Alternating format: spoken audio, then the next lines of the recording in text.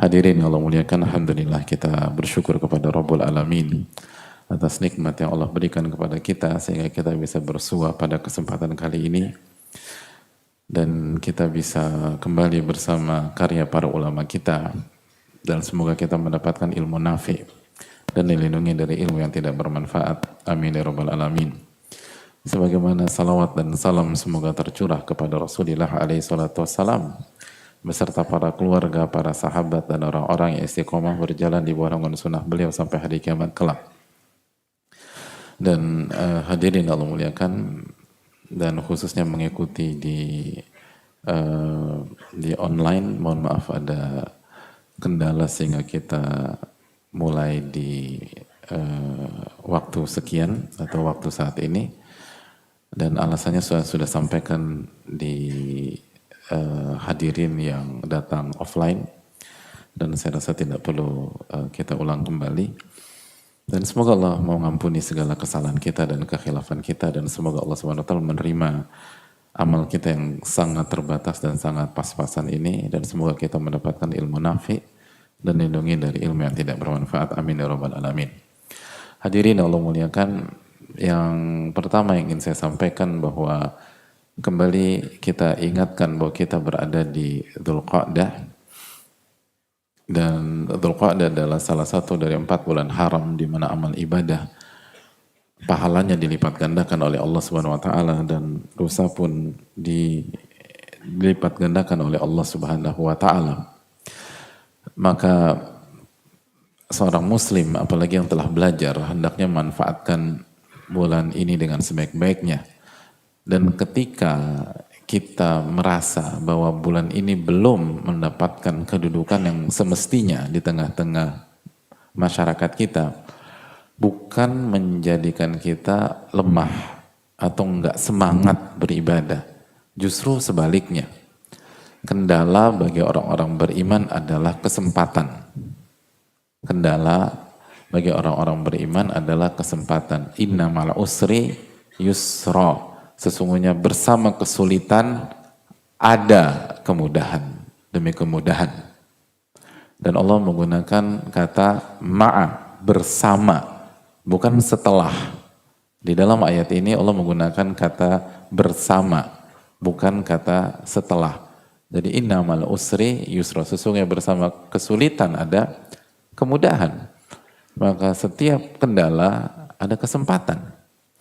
Dan begitu juga dengan konteks Dzulqa'dah, bahwa belum familiarnya bulan ini sebagai bulan mulia dan belum dimuliakan bulan ini sesuai dengan makomnya, ini sebenarnya kesempatan bagi kita untuk memaksimalkan. Kenapa demikian? Karena kita akan mendapatkan bonus pahala, yaitu mensosialisasikan sunnah Nabi SAW yang kurang familiar atau langka atau hampir punah di masyarakat.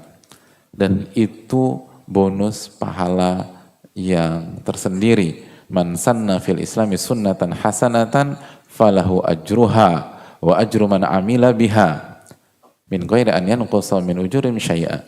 Barang siapa yang mensosialisasikan atau menghidupkan sebuah amalan sunnah di dalam Islam, maka dia akan mendapatkan pahala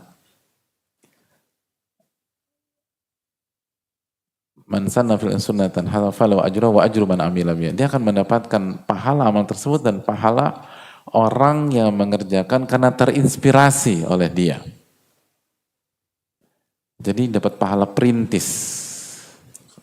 Atau mungkin bisa kita katakan mendapatkan pahala perintis. Dan ini penting. Dan sekali lagi saya ingin ingatkan kita semua, jangan pernah meremehkan. Ambillah amalan yang bernama i'tikaf sebagai pelajaran mahal di masyarakat kita.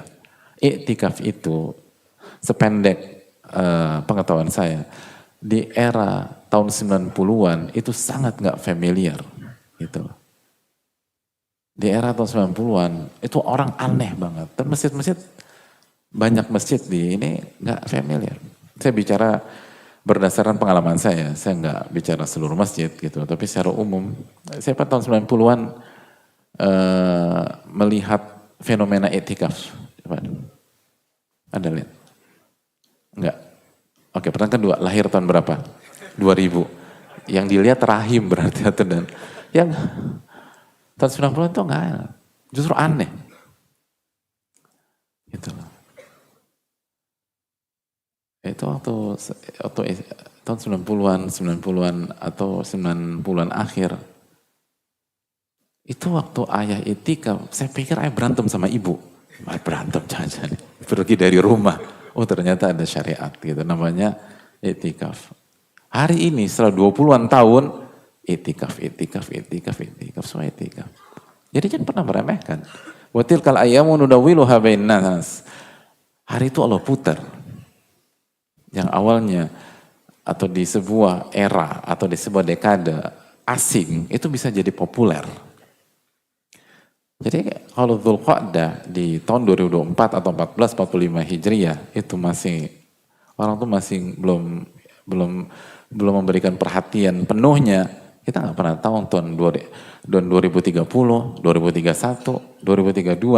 Kalau kita jujur sama Allah dan kita terus sosialisasikan sunnah Nabi SAW, apa yang sulit bagi Rabbul Alamin, Rabbul Izzah Subhanahu wa ta'ala. Apa yang sulit bagi Allah Subhanahu wa ta'ala. Jadi sosialisasikanlah ini di kehidupan kita dan kita mendapatkan pahala perintis. Hadirin Allah muliakan, kita kembali ke Tadhkiratus Sami. Kita kembali ke Tadhkiratus Sami. Man yaqra? Fadhal. Saya membaca.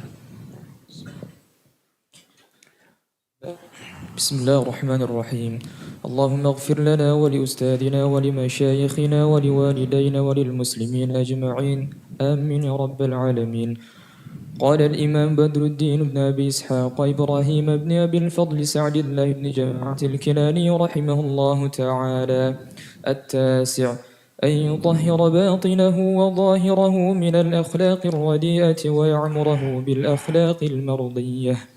فمن الأخلاق الرديئة الغل والحسد والبغي والغضب لغير الله تعالى والغش والكبر والرياء والعجب والسمعة والبخل والخبث والبطر والطمع والفخر والخيلاء والتنافس في الدنيا والمباهاة بها والمداهنة والتزين للناس وحب المدح بما لم يفعل والعمى عن عيوب النفس والاشتغال عنها بعيوب الخلق والحمية والعصبية لغير الله والرغبة والرهبة لغير الله والغيبة والنميمة والبهتان والكذب والفحش في القول واحتقار الناس ولو كانوا دونه. الحذر من هذه الصفات الخبيثة والأخلاق الرذيلة فإنها باب كل شر بل هي الشر كله. وقد بلي بعض أصحاب النفوس الخبيثة من فقهاء الزمان بكثير من هذه الصفات إلا من عصم الله تعالى ولا سيما الحسد والعجب والرياء واحتقار الناس. Jazakallahu khairan. Bismillahirrahmanirrahim. Wassalatu wassalamu ala bal hiya syarru kulluh. Kulluh, antum baca kulluh ya, bukan kullah. Kedengarannya kullah, tapi mungkin antum baca kulluh. Tapi bismillah, alhamdulillah, jazakallahu khairan. Makasih banyak. Kita lanjutkan setelah penulis rahimahullah ta'ala menjelaskan bahwa kita harus membersihkan hati kita dari akhlak-akhlak yang buruk jika kita ingin mendapatkan ilmu nafi. Lalu penulis menyebutkan contoh-contoh akhlak-akhlak yang buruk yang harus kita bersihkan, harus kita sterilkan dari hati kita. Mulai dari gil, hasad, bagyu, ghadab li ghairillah sampai terakhir ihtiqarun nas walau kanu duna, dan meremehkan manusia, menjatuhkan manusia, menganggap remeh manusia walaupun secara fakta mereka benar-benar berada di bawah kita. Jadi kalaupun faktanya orang-orang atau seseorang itu di bawah kita, itu bukan alasan kita merendahkan dan membawa-bawahinya. Tidak. Sebagaimana sudah kita sampaikan di pertemuan-pertemuan sebelumnya, Bahkan para ulama sangat menghormati. Lihat bagaimana Atha bin Abi Rabah ketika ada seseorang yang menyampaikan sebuah hadis, menyampaikan sebuah masalah, lalu beliau dengarkan dengan seksama. Dan beliau adalah ulama besar pada saat itu, beliau adalah mufti Mekah pada saat itu, beliau sangat dihormati, sangat senior, mujtahid mutlak, tapi bisa mendengarkan dengan seksama ketika ada anak muda berbicara sebuah permasalahan. Lalu ketika anak muda itu pergi, boleh sampaikan, saya sudah tahu masalah itu secara utuh sebelum dia lahir. Sebelum dia lahir, saya sudah tahu. Tapi begitulah ilmu. Ilmu adalah ketawaduan, ilmu adalah kerendah hatian, ilmu adalah menghormati. Sekali lagi, dunia ilmu adalah dunia respect, dunia menghormati, memuliakan. Dan ini tidak bertabrakan dengan ketegasan, tidak bertabrakan dengan amar ma'ruf nahi mungkar, tidak bertabrakan dengan yang membenarkan yang benar dan mensalahkan yang salah. Namun tidak ada kelaziman atau tidak ada konsekuensi logis atau keharusan. Kalau kita mengatakan bahwa yang salah itu salah, berarti kita rendahkan orang tersebut. Kita bisa mengatakan yang salah itu salah dengan tetap memuliakan, menghormati, respect, dan tidak menjatuhkan dan tidak meremehkan siapapun. Dan itulah dunia ilmu. Itulah dunia ilmu. Dan kalau orang yang di bawah kita tidak boleh kita rendahkan, apalagi yang selevel dengan kita, apalagi di atas kita, apalagi para ulama, nggak bisa. Apalagi pemimpin misalnya, dan lain sebagainya. Oleh karena itu ini yang perlu kita tanamkan bersama-sama. Lalu penulis rahimahullah mengatakan, fal hadar min hadhi sifatil khabithah, dan hati-hatilah dari sifat-sifat yang buruk tersebut. Wal akhlaqir radhilah, dan akhlak-akhlak yang buruk, akhlak-akhlak yang rendah. Fa innaha babu kulli syarr bal hiya syarru kulluh. Karena ini adalah pintu seluruh keburukan. Jadi poin-poin yang disampaikan oleh Al-Allamah Ibnu Jama'ah rahimahullah itu pintu keburukan. Bahkan itulah keburukan. Semua keburukan itu. Jadi ini adalah pintu dari banyak sekali, atau pintu dari semua keburukan. Jadi apa yang kita bahas jangan dianggap angin lalu, hadirin. Karena semua keburukan dalam hidup itu larinya ke poin-poin di atas. Kegil, hasad, kezoliman, melampaui batas, lalu marah bukan karena Allah, gish, curang, kiber, kesombongan, semua bisa dikatakan awal dari segala masalah kesombongan iblis. Aba wastakbara wa kana minal kafirin. Iblis enggan, iblis sombong. Jadi nggak heran ketika Rasul mengatakan bahwa poin-poin di atas adalah pintu dari segala keburukan. Ria, pintu semua keburukan. Semua masalah itu lahir dari ketidakikhlasan, hadirin. Orang kalau ikhlas, semua masalah selesai. Dan kalaupun nggak selesai, tidak akan merusak hati dan jiwanya. Al-ujub. Kita kalah di perang Hunain. Nabi di fase awal, bukan secara keseluruhan. Itu kan gara-gara ujub.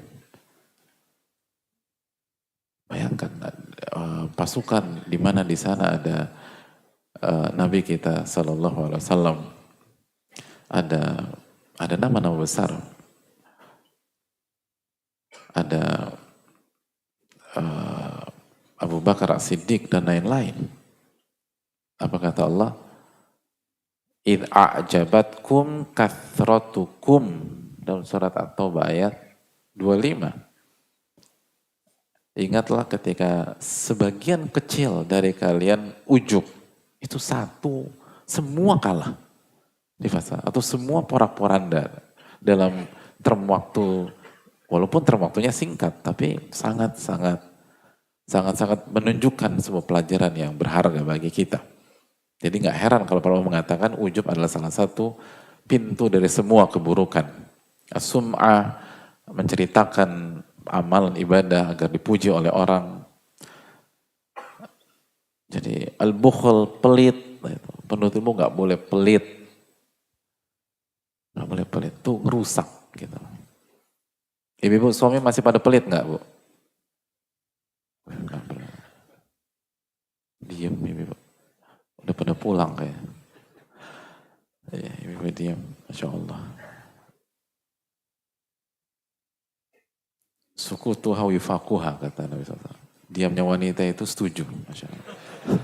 Tapi kalau gadis, kalau bukan gadis harus bicara dalam bab khitbah.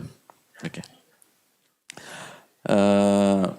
Wal khubath, keji, batar, wa tama, ketamakan, semua pintu keburukan. Al fakhar, berbangga-bangga gitu loh, banggain keluarga, membanggakan status, membanggakan pencapaian, membanggakan anak, membanggakan jamaah, berapa yang hadir, itu kerusakan semua. Al-fakhr. Al-khuyala, kesombongan. At-tanafus fi dunia, bersaing dalam masalah dunia. Kan yang membuat orang membunuh, membuat orang menjatuhkan, membunuh karakter orang, membunuh nyawa orang, diantaranya tanafus fi dunia, berkompetisi dalam masalah dunia. Ya'udzubillah. Bukan berarti kompetisi nggak boleh, jangan salah paham. Tapi jangan jadikan dunia tujuan, itu merusak banyak hal. Jadikan dunia sarana menuju akhirat. Wal mubahatu biha wal mudahana atazayun linnas, branding hanya untuk manusia, tampil seakan-akan luar biasa, perfect hanya untuk dibilang orang dia luar biasa, dia Masya Allah, itu tempat kerusakan. Hubbul madah bima lam yaf'al, suka dipuji padahal dia nggak punya pencapaian seperti itu. Dia nggak pernah lakukan itu. Wal ama an uyubil nafas wal ishtighalu anha bi ubil khalq, buta terhadap aibnya sendiri, buta terhadap kekurangan sendiri, tapi sibuk ngurusin aib orang lain. Itu pintu segala keburukan dalam hidup. Kita sibuk sama diri, sibuk sama ini kesalahan A, ini aib B, ini C. Tapi kita lupa bahwa kita ini makhluk yang punya banyak aib. Kullu bani Adam khata' wa khairul khata'ina tawwabun. Setiap anak Adam banyak melakukan kesalahan. Dan yang terbaik adalah banyak bertobat. Itu sebuah pintu banyak sekali kerusakan dan keburukan. Al-hamiyah wal asabiyah li ghairil fanatisme, bukan kepada Allah Subhanahu wa taala. War-raghba war-rahba li ghairil, cinta benci bukan kepada Allah. Al-ghibah, ngomongin aib orang, itu pintu keburukan. An-namimah, adu domba, pintu keburukan.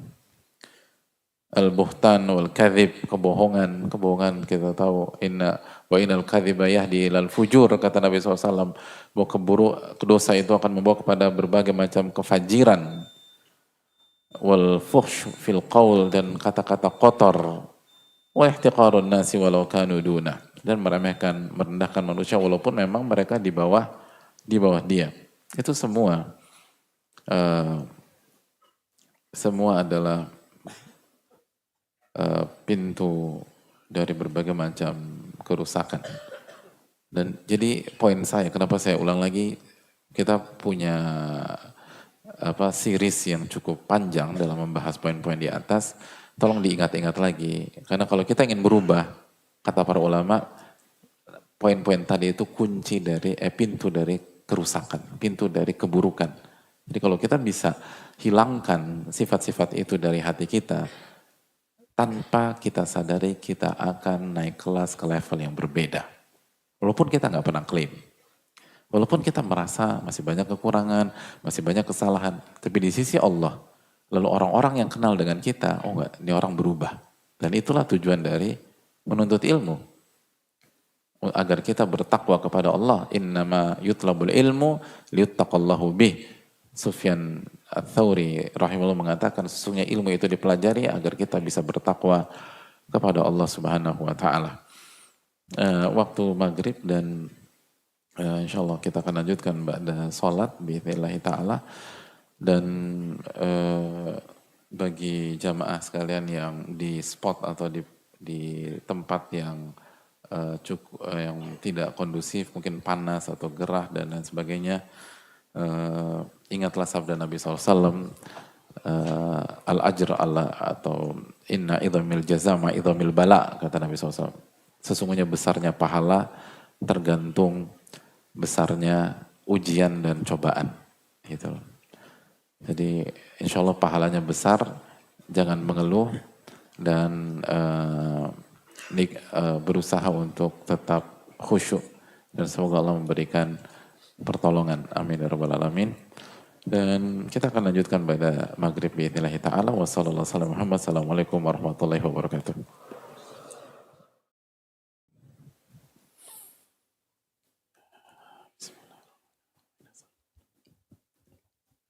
Assalamualaikum warahmatullahi wabarakatuh.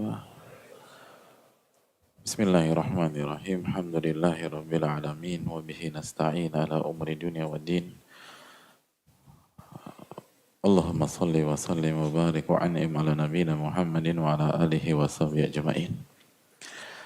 Hadirin yang Allah muliakan. Kita sampai pada keterangan penulis. Fal hadar min hadis sifatil khabithah wal akhlaqir radhila fa innaha babu kulli syarrin bal huwa syarru kulluh. Hati-hati dengan sifat-sifat buruk di atas, akhlak-akhlak tercela di atas, karena akhlak-akhlak tercela di atas adalah pintu dari seluruh keburukan. Hadirin Allah muliakan, ada sebuah keterangan menarik dari Syekh Shalih Al-Utsaimin hafizahullah ta'ala ketika menjelaskan keterangan penulis di atas rahimahullah. Ternyata ketika ulama mengatakan hati-hati dengan sifat-sifat buruk atau virus-virus hati di atas, itu artinya bukan sebatas hati-hati atau waspada secara jangka pendek atau waspada secara sekilas. Kata para ulama, annal insan yahtaju ma'aha ila dawamil mujahadat fa innal mar'a la yanqati'u min hadhil akhlaqi bimulahadhati nafsihi sa'atan minaz zaman bal labudda an yarkuba nafsahu kulla lahdhatin li'alla yahjuma 'alaiha syai'un min hadhil akhlaqir radi'ah fastaqirra fiha. Ini sebuah pesan besar dari ulama yang menguasai dalil dan tahu kehidupan. Mereka rahimahumullah dan hafizahum menjelaskan bahwa agar kita bisa selamat dari sifat-sifat buruk di atas, maka seorang manusia butuh berjuang dan melakukan perang batin kalau bahasa kita. Mujahadatun nafas, perang lawan dirinya sendiri. Itu dawam, artinya dalam jangka waktu panjang. Mulai dari kita menyadari ini sampai kita wafat nanti. Fa innal mar'a la yanqati' min hadhil akhlaq bi mulahadhati nafsi sa'atan min az-zaman. Karena seseorang tidak akan bisa terlepas dari sifat-sifat di atas. Sifat-sifat apa? Sifat-sifat apa?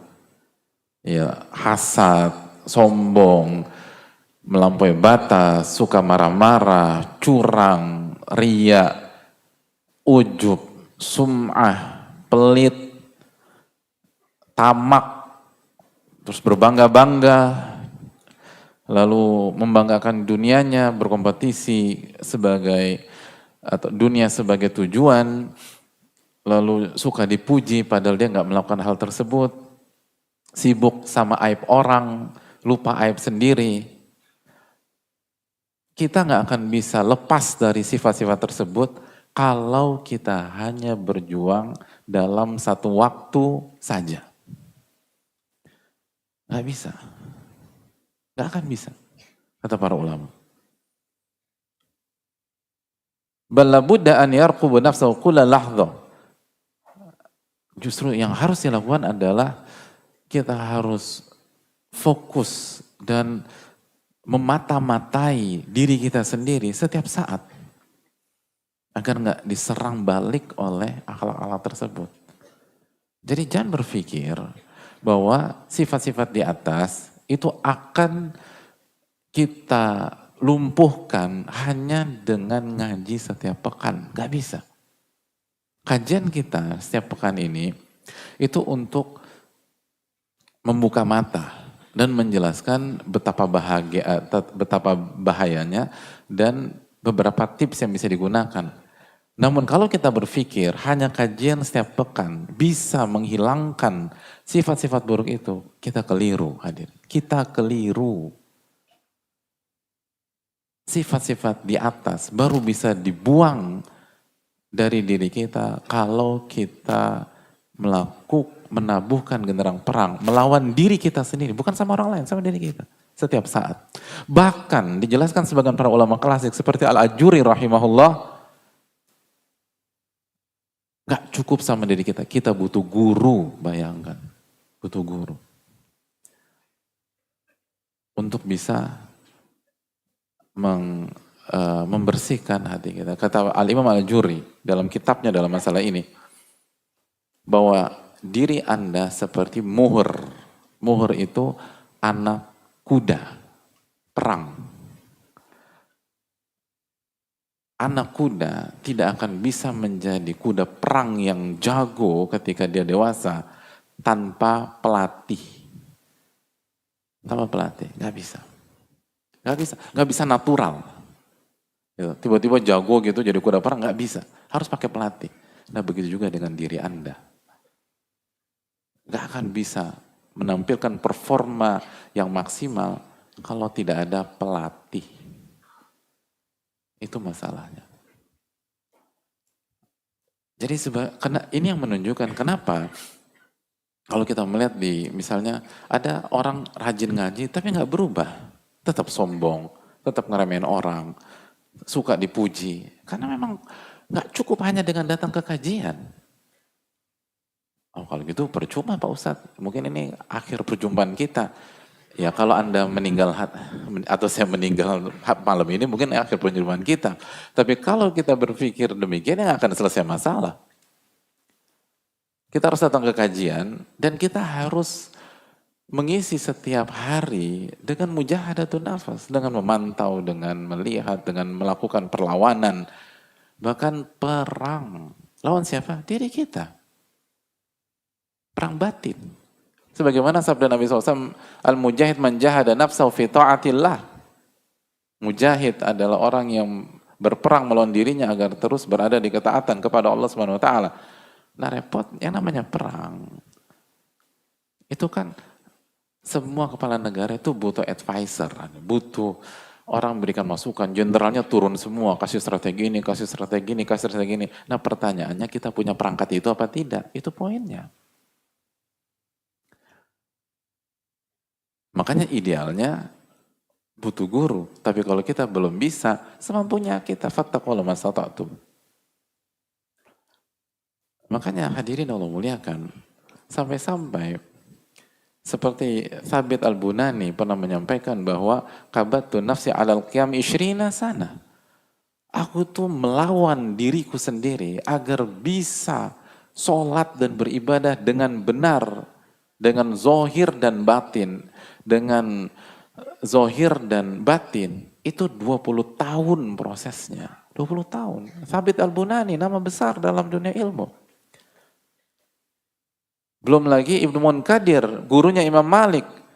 Kata Al-Imam Ibnu Munkadir, gurunya Imam Malik. Yang kata para ulama-ulama di zamannya, jangankan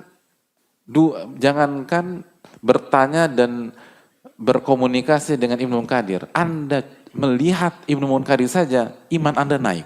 Bayangkan. Ngelihat Ibnu Munkadir, itu pengaruh ke iman besar. Sebagian memberikan testimoni dengan redaksi yang berbeda-beda. Ibnu Munkadir bisa sampai level seperti itu. Kata beliau, kabattu nafsi arba'ina sana hatta istaqamat. Aku itu berperang melawan diriku 40 tahun. Baru bisa istiqomah. Baru bisa stabil. Kalau Ibnu Munkadir 40 tahun, kira-kira masih ada harapan nggak buat antum?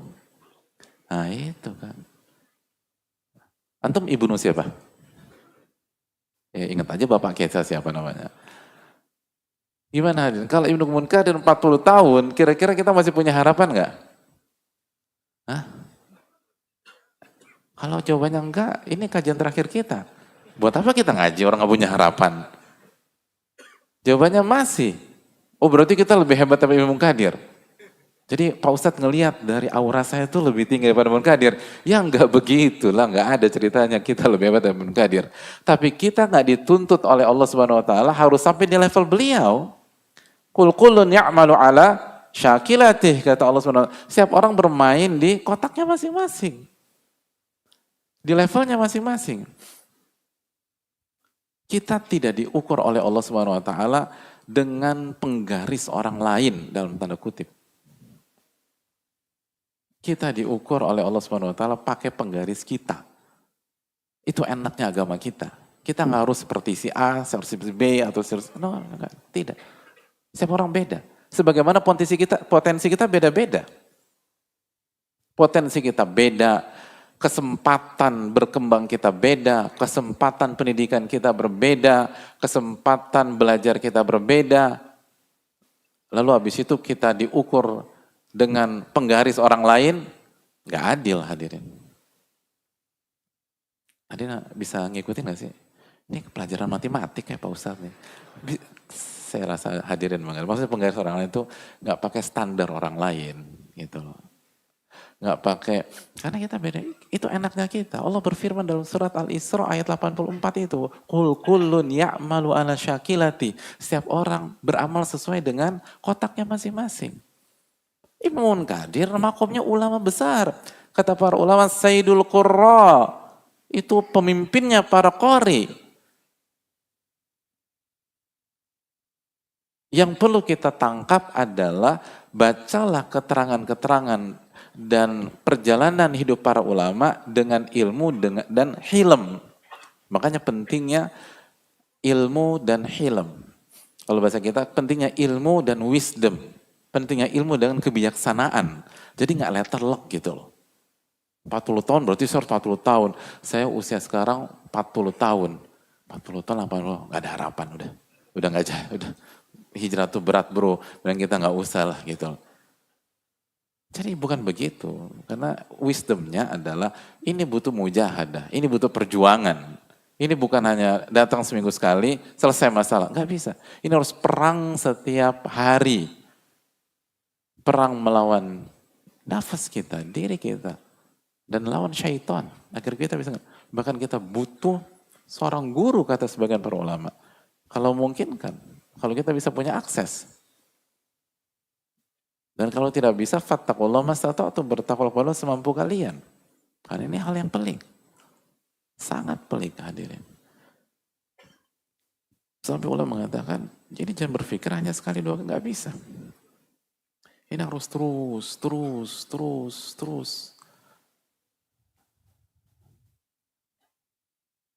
Harus terus. Harus capek gitu. Ar-roha la tunalu birroha. Kenyamanan tidak bisa digapai dengan kenyamanan. Anda harus capek. Oh jadi berat Ustaz? Berat. Tapi kan mau dapetin dunia juga berat.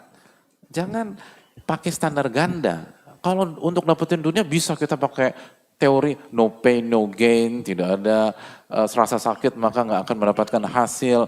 Tapi kalau agama pengennya ucapkan la ilaha illallah sebelum wafat masuk surga langsung. Ini kan nggak fair. Dan nggak semudah itu mengucapkan la ilaha illallah ketika sakratul maut. Man asya ala syai' mata alaih, kata para ulama. Kata Ibnu Qayyim, barang siapa yang hidup dengan pola tertentu, maka kemungkinan besar dia akan wafat dengan pola itu. Ini poin. Jadi jamaah sekalian memuliakan sifat-sifat di atas. Kalau kita hanya baca, oh ini nggak boleh. pokoknya aku nggak boleh sombong. Terus kita tutup, lalu kita buka lagi buku catatan kita pekan depan, kemungkinan besar nggak ada perubahan. Ila ya insya Allah. Tapi kemungkinan besar secara teori susah. Nanti kita baca-baca, nggak boleh riak, tutup buku, terus aktivitas, nanti misalnya hari Sabtu kita datang lagi kajian, baca lagi, kemungkinan besar nggak ada perubahan. Ini harus menjadi isu setiap hari, 24 kali 7 dalam setiap pekan. Baru perubahan akan terlihat. Dan ini blind spot banyak kita. Kita nggak nunjuk ke kanan, ke kiri, ke depan, ke belakang. Kita. Ada banyak kita yang berpikir, hanya sebatas ikut kajian, semua masalah selesai. Enggak lah.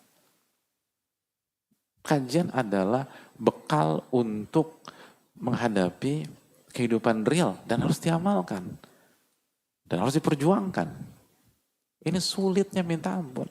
Jadi pesan ketika kita membahas ucapan Thabit Al-Bunani rahimahullah, Ibnu Munkadir rahimahullah, ini menunjukkan bahwa butuh perjuangan. Kalau ulama-ulama besar saya butuh perjuangan, maka kita jelas-jelas butuh perjuangan. Tapi ketika potensi berbeda, kesempatan berbeda, masa berbeda, generasi berbeda, kita nggak dituntut dengan level mereka.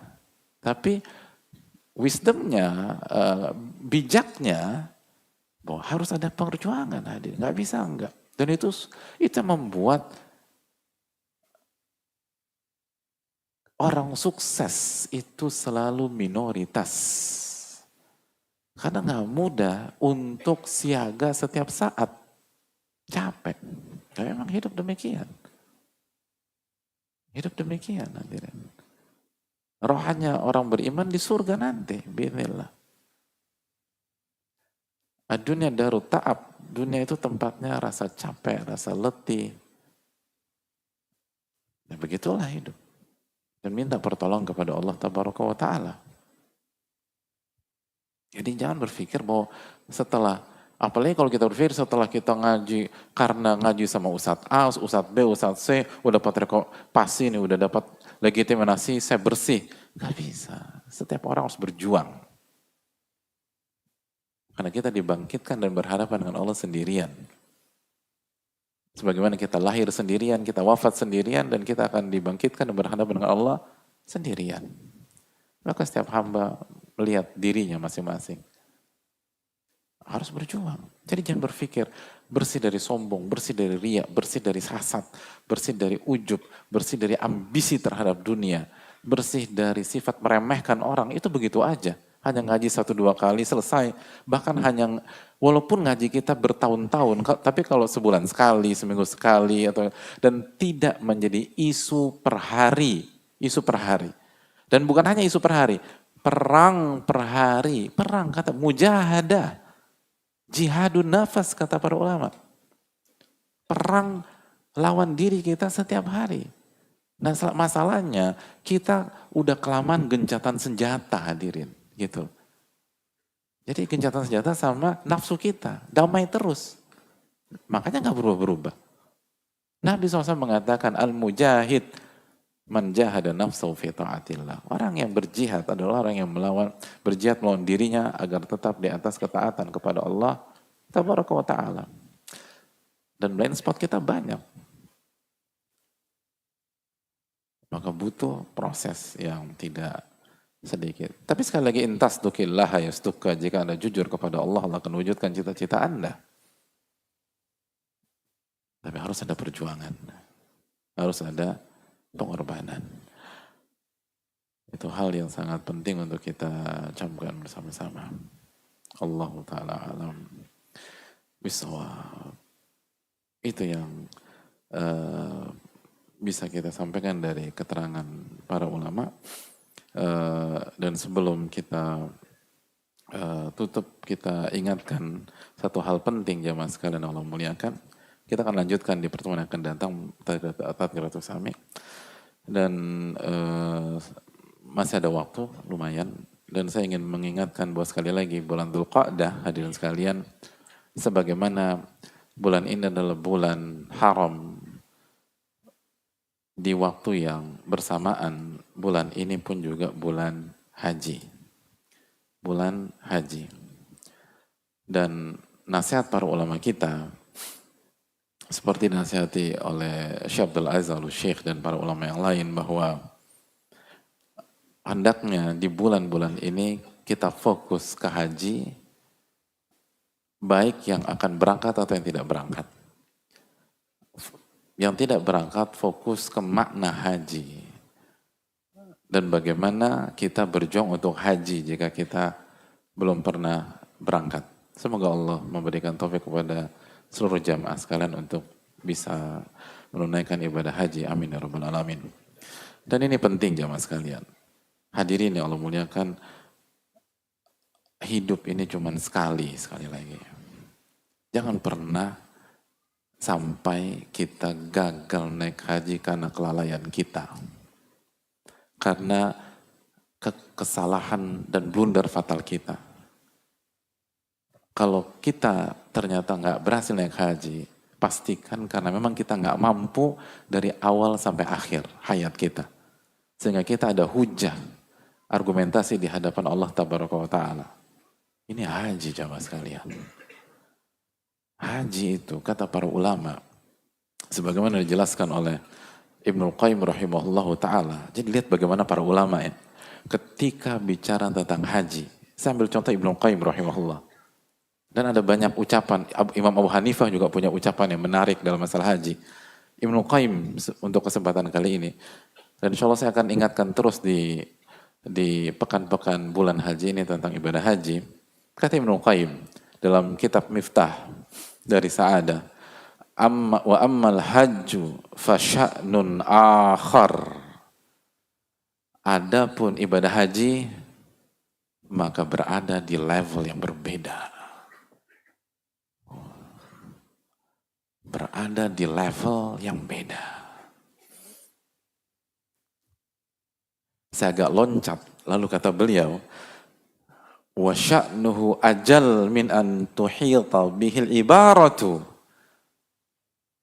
Haji adalah sebuah ibadah yang terlalu mewah dan terlalu indah untuk diungkapkan dengan kata apapun juga. Gak bisa katanya. Anda harus menjalani sendiri, kata para ulama. Baru Anda bisa ngerti. Itu haji. Sya'nuhu akhar. Atau fasya'nun akhar. Haji beda. Gak bisa. Terlalu indah. Terlalu mewah. Terlalu tinggi. Terlalu luas. Untuk diungkapkan dengan kata. Oh, haji hadirin. Haji. Itu haji. Hidup sekali jamaah. Kita nggak pernah merasakan wukuf di Arafah. Sebaik-baik doa-doa di hari Arafah. Itu beda jamaah. Hidup cuma sekali. Kita nggak pernah tidur di Musdalifah. Di malam ke-10. Oh Musdalifah hadirin. Itu tidur hadirin. Ada salah satu orang yang khatam fasilitas dunia. Fasilitas dunia itu khatam. Mau bicara hotel manapun khatam. Kalau hadirin fasilitas dunia udah sampai bab berapa? Hah? Bicara fasilitas dunia udah kita udah sampai berapa? Beliau ini salah satu yang khatam. Mau bicara hotel apa? Khatam. Beliau sampaikan tidur terindah. Tidur di malam ke-10 di Musdalifah. Gak ada yang lebih indah dari itu. Gak ngerti saya Pak Ustaz. Gak ada yang lebih indah dari tidur di malam ke-10. Selesai. Haji. Oh saudara-saudara kita jamaah nabung 20 tahun. Ada yang 30 tahun. Ada yang 40 tahun. Lalu kita pasif. Dari tahun berapa kita mulai nabung? Tanya diri kita. Cuma tanya diri kita. Yang ngundang kita Rabbul Alamin, Allah Tabaraka wa Ta'ala. Wa'adzin fin nasi bil hajj. Wahai Nabi Ibrahim, undang manusia untuk naik haji. Ya'tu karijalan. Yang undang adalah Allah. Dalam surat Al-Hajj 27. Yang diperintahkan untuk mengundang adalah Nabi Ibrahim. Ada event yang lebih presisius dari ini. Yang undang adalah Rob kita. Yang suruh bagikan undangan adalah Nabi terbaik, Nabi Ibrahim. Allahu Akbar. Lalu kita nggak terenyuh. Haji ajaib jamaah. Maka Allah jelaskan responnya orang-orang beriman. Ya'tu karijalan. Maka orang yang punya iman akan berusaha berangkat ke tanah suci. Walaupun harus berjalan kaki. Wa ala kulli dhamirin. Atau naik unta yang kurus. Ya'tina min kulli fajjin amiq. Mereka datang dari segala penjuru dunia. Dengan unta yang kurus. Unta yang kurus artinya walaupun alat transportasinya tidak layak. Kalau hanya ada itu, orang beriman gak berpikir panjang. Yang penting halal, legal, kita berangkat ke Mekah. Gak, orang-orang beriman gak mikir ribet gitu. Gak pikir nanti di sana gimana. Jadi kalau tidak ada alat transportasi, kalau Boeing nggak ada, Airbus nggak ada, Sukhoi nggak ada, yang ada cuma ontak di Ragunan, orang beriman akan keragunan, nanya keragunan, ontak bisa disewa nggak mas? Saya mau pakai, mau kemana? Mau ke Mekah. Loh beneran jamaah. Di tahun berapa tahun yang lalu, itu di Afrika. Di Afrika, hadirin. Ada drone jatuh di sebuah daerah di Afrika. Diriwayatkan drone jatuh. Dilihat sama orang terus di Afrika. Ditanya, ini benda apa? Oh ini benda bisa terbang. Drone. Tahu drone kan? Kecil. Drone kecil kan? Ini benda bisa terbang. Gitu. Apa pertanyaan berikutnya dari orang tersebut? Kalau bisa terbang, bisa nggak bawa saya ke Mekah? Saya mau haji. Itu pertanyaannya. Bayangkan drone. Itu bayang. Itu iman. Pertanyaannya simpel. Bisa nggak bawa saya ke Mekah? Saya mau haji. Pertanyaan itu menjadi joke bagi orang yang awal-awal mendengar. Lalu joke ini disampaikan, lalu disampaikan, sampai ke telinga seorang pihak. Lalu pihak itu mengatakan, cari orang tersebut, berangkatkan dia tahun ini juga. Dan orang itu berangkat pada tahun itu. Ini bukan tentang uang atau cuan. Ini tentang kejujuran dan air mata. Mana upaya kita hadirin? Apalagi kita reguler, kita nabung sekarang, berangkatnya nanti. Bukan 2-3 tahun, bisa 20 tahun kemudian, bisa 25 tahun. Kalau kita nggak ada action, kapan kita mau berangkat? Ya'tu karijalan wa ala kulli dhamirin ya'tina min kulli fajin amiq. Orang beriman itu akan berangkat. Ini isu. Ini isu. Ini penting. Salah satu pengalaman saya waktu saya kuliah di Riyadh, jamaah.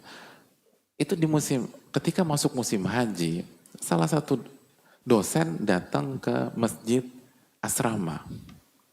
Lalu kita Penuh kan masjid, kan mayoritas kita nginep di asrama. Begitu dia melihat kok masjid penuh, ba'da sholat beliau minta mic bicara. Kata beliau, kenapa saya melihat masjid ini masih penuh di musim haji? Seharusnya masjid sudah kosong dan kalian sudah berada di Mekah. Kenapa kalian masih ada di sini? Terus kata beliau, jangan bicara tasrih. Tasrih itu izin resmi, izin legal untuk berangkat. Saya juga ngerti. Maksud saya, kata beliau, coba cari cara yang legal. Ada banyak cara yang legal. Cuman kalian nggak berusaha. Ada banyak cara yang legal. Tapi kalian tidak action. Kalian penuntut ilmu, kata beliau. Orang datang dari benua Amerika, orang datang dari Afrika, orang datang dari Australia, orang datang dari suku penjuru. Lalu kalian masih satu negara kok santai-santai di sini, kata beliau. Kalian cari dong upaya. Oh, ditegur kita jamaah. Ini haji. Kata Ibnu Qayyim, haji, oh beda. Anda nggak bisa ungkapkan dengan kata-kata. Oh, beda sama.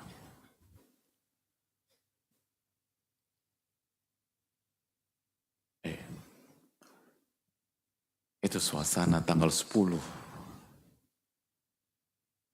dari Mina, dari Musdalifah ke Mina untuk lempar jumroh. Hadirin nggak pernah temukan dimanapun, nggak ada.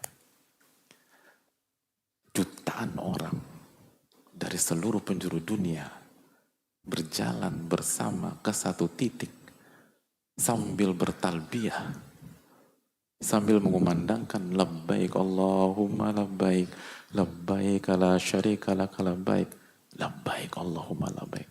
Ya Allah, saya datang ya Allah. Ya Allah, saya datang, saya penuhi undanganmu. Anda bisa dapetin atmosfer seperti itu di tempat lain? Gak ada.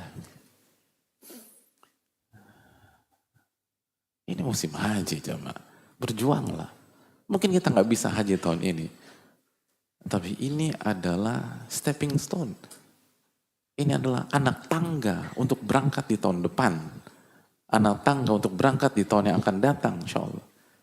3 tahun yang akan datang. Haji. Masakah ada orang pengen naik drone jamaah? Lalu kita nggak kepikiran sama sekali. Kita alasan inilah, itulah. Tugas kita baik sangka sama sesama saudara kita. Tapi pertanyaannya, apakah alasan itu bisa digunakan di hari kiamat nanti? Di hari kiamat, kita akan ditanya, wa an malihi min aina iktasabah wa fima anfaqah. Dalam hadis Tirmidzi, Nabi SAW mengatakan, Anda akan ditanya tentang uang Anda, dari mana Anda dapatkan dan kemana Anda gunakan. Allah akan audit selama hidup. Berapa harta yang Allah kasih ke kita. Reguler itu dulu 30-an juta, sekarang berapa? 50-an juta ya. Oke. Nah Allah audit. Uang kita selama kita hidup tuh berapa Allah kasih. Misalnya selama hidup kita dapat 50 miliar. Nah Allah tanya, dari 50 miliar itu, kok Anda nggak bisa sisihkan 30 juta untuk haji? Sebanyak itu beban dan kebutuhan hidup kita. Nah pertanyaannya, apa jawaban kita nanti di hari kiamat? Ini rukun Islam kelima coba. Ini bukan ibadah sekunder. Ini ibadah inti. Ibadah inti. Coba kita hitung uang kita semenjak kita balik sampai hari ini. Kalau kita sisihkan dan kita niat, kita jujur sama Allah, emang gak kekumpul 30-an juta? Atau 50-an juta? Coba kita renungkan, sudah berapa gonta-ganti motor selama hidup. Dan kalau kita jujur kita sisihkan, emang benar-benar kita nggak mampu naik haji. Sudah berapa kali gonta-ganti mobil kita selama hidup. Kalau kita jujur, yang benar-benar nggak bisa kita sisihkan. Emang nggak bisa tuh kita jual mobil kita yang 500 juta, untuk sementara waktu kita beli yang 50 juta aja. Marginnya kita daftarkan haji. Emang benar-benar nggak bisa. Sepelik itu hidup kita. Kalau memang pelik nggak masalah. Karena sekali lagi tugas kita baik sangka kepada sesama muslim. Tapi Allah akan hisab kita di hari kiamat. Haji ibadah yang berada di level yang berbeda. Aku qouli hadza wa astaghfirullakum.